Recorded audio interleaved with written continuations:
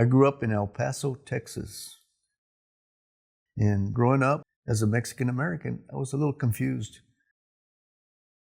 The Texans at school, they wouldn't let us speak Spanish. They would punish us with the Board of Education. We'd go to Juarez to buy groceries where they were cheaper, gas up the car, cut haircuts and stuff. And the Mexicans would call us pochos. So my dad put us in golden gloves, my brother and I, so we got pretty good with our hands. My dad was in World War II, and my dad was also a medic. They changed his MOS. He became a military police at the Presidio in San Francisco. The year before they formed the United Nations, he escorted the president from San Francisco International to the Presidio for the meetings, back and forth as a military police. So he's my hero. My dad would not let my mom work. My mom would stay home. She was always home cooking. She was always there for me. We lived in a barrio, in the ghetto. The gang guys would come over. Hey, George, can George come out? My mom would come out with a Dodger bat and chase him off. And so I owe a lot to her. My mom always promoted education. So I was a pretty good student, so I went to the University of Texas at El Paso. My freshman year, I got through it. Everything was good. I was going into my sophomore year, maybe the first semester, and my dad got real sick. PTSD, but they didn't call it that. Battle fatigue. And they put him in a psych hospital for about 6 months. So I dropped out of school, went to work. About a month later, I got a letter, invitation from Uncle Sam, come and join us. About that time, my dad got out, and he was doing better. And he said, "Mijo, you don't want to let them draft you. They're going to send you straight to Vietnam. Why don't you retake the ASVAB? The ASVAB, they give you a test in high school, see where you qualify in the military." So I retook it, and my dad said, "Look, you can qualify as a medic." So I did my basic at Fort Leonard Wood, Missouri. From there, I went to Advanced Individual Training, AIT, at Fort Sam Houston. That's where you learn 10 weeks of medic training. I went home for 30 days, and I said, "Dad, I don't want to go to Vietnam." I was scared. I was 19. And he said, "You're going. You're going to be a man up." And the day that I had to go, he packed my duffel bag. Back then, you could get on the plane. He put the seatbelt on me. He says, "You're going." We flew to Anchorage, Alaska, Japan, and then from there to Cam Bay. And we got in at night. The top sergeant there, he called us all, and he was giving us orders where to go. And he said, "Garcia, you're going to Saigon, Tan Son Nhut, 3rd Field Hospital." So I didn't know where that was. So they put us on buses, and I went to Saigon. I met my commanding officer. "Your duty hours are 7 p.m. to 7 a.m. I didn't ask any questions. I just, "Yes, sir." "That's 7 days a week." "Yes, sir." "And you're on the medevac." I had not been on a medevac. So periodically we'd go out, search and rescue and bring back KIAs back to the hospital. And so the KIAs would be processed and shipped back to Tan Son Nhut Air Force Base, and then back to Guam and back to the States. And the ones that we treated, we kept them there for a while and then sent them back to the States.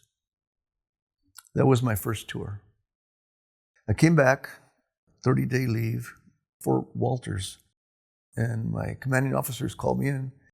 "Garcia, they need medics in Vietnam." I said, "Sir, I just got back." He says, "Well, you're going. Here's your orders." So they sent me back. And this time, same hospital, same commanding officer. He said, "Garcia, you're assigned to the morgue." I go, "Well, what do I do?" He says, "Well, just process the bodies." So I went to the morgue, and with maybe 3 other guys. "You're the lead for the morgue." And you would not believe how many bodies I processed. I want to say hundreds and hundreds. And that's where most of my nightmares I have nightmares. Or I used to. I'm good now. When we were on medevacs, my first tour, be out there, and there was maybe 20 guys who were all shut up. I didn't know where to go, so I just, they're all yelling for morphine. I had the morphine. So I just go to the middle and work my way out, and some of them just couldn't save them. And for a long time, I blamed myself. I got out of the service in 1974. On our flight back, my second tour flight back, they asked us to bring some orphans. So we were assigned these little orphans. I had a 3-year-old. And came back to Travis Air Force Base in Oakland. And I delivered my orphan to an Army sergeant and his wife. They adopted him. And then they told us, get on that bus. And the bus had bars on it. Prison bus. It was a prison bus. And we were like confused because the protests, we didn't know about that. We got on the bus and we got off the base, headed for San Francisco International. And they started throwing rocks at us and eggs and stuff, yelling at us with signs. So I had my Class A's, and I was sitting there ready to board my flight back to El Paso. And these 3 hippies, they approached me and they yelled at me and they spit in my face. I got up, I caught one and I broke his nose, and they arrested me. People don't like us, they hate us. So I took off my uniform, didn't talk about it, went back to El Paso. My mom said, education, mijo. And so I did. I got a job at William Beaumont Army Medical Center at Fort Bliss. And so I worked there for five years, and I went to UTEP, got my degree on the GI Bill. I started to work for U.S. Geological Survey as a petroleum engineering technician. And then when I came here in 1988, I became the chief inspection and enforcement supervisor for the oil and gas program here in Bakersfield, which is the largest in California. Everything federal goes through here, oil, gas, and geothermal. I'm the platoon leader for a group of guys that everybody else calls the Vietnam Rat Pack. That started in 2017 on an honor flight. There was 4 of us. We've grown. There's about 35, 40 of us. And we give back to the community of veterans and kids. We educate them. This building it's become home. I come here and I heal. There's so much healing. What's really helped 100%, we had a group of about 50 guys at the clinic, at the VA clinic, PTSD group. And we would meet every Wednesday, 10 o'clock. And then the pandemic shut us down. And we were working on this building, and we had just finished the education room in the back. And the guys would come in here and say, George, I miss the camaraderie, all just getting together. My PTSD, I'm having nightmares. So I said, why don't we start having the meetings here at the education room? And it continued. When the pandemic was over, I asked if we could go back. And they said, you can go back only 10 at a time. So we didn't want to split up. So we've been here since after the pandemic. We receive so much support from law enforcement, the firefighters. We get extreme amounts of support from all of them. They're so supportive here in this town. They're always donating. The schools, the companies, lots and lots and lots of support. In 2016, 2017, one of our veterans was in Houston, Texas, and he went into a gallery like this.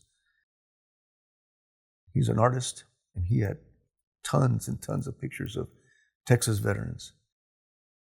We had just gotten the front part of this building, and so we decided we were going to do a 9/11, and we had 27 KIAs after 9/11 from Iraq and Afghanistan. So then we hired a couple of artists, and they painted them. We started putting the 180 KIAs from Vietnam together. Started out with 176, and over the years, families have come in and said, hey, our grandfather or our father served in Vietnam, and he was killed over there. So we would do the research, and now we have 180. We just opened our MIA room. So when you walk in there, we have an audio. Specialist George Garcia, please bring me home. Sergeant Al Cabrera, please find me. It's the names of the 126 that are, well, there used to be 126, but now we have 124 MIAs from Kern County. So 2 have been found. Over 82,000 dog tags from World War II, Korea, Vietnam. I think we need to look at ourselves inside, and we're all Americans. We need to treat each other with respect, regardless if you're black, brown, or white, or Native American. Just treat each other with respect. Look up to each other and support each other.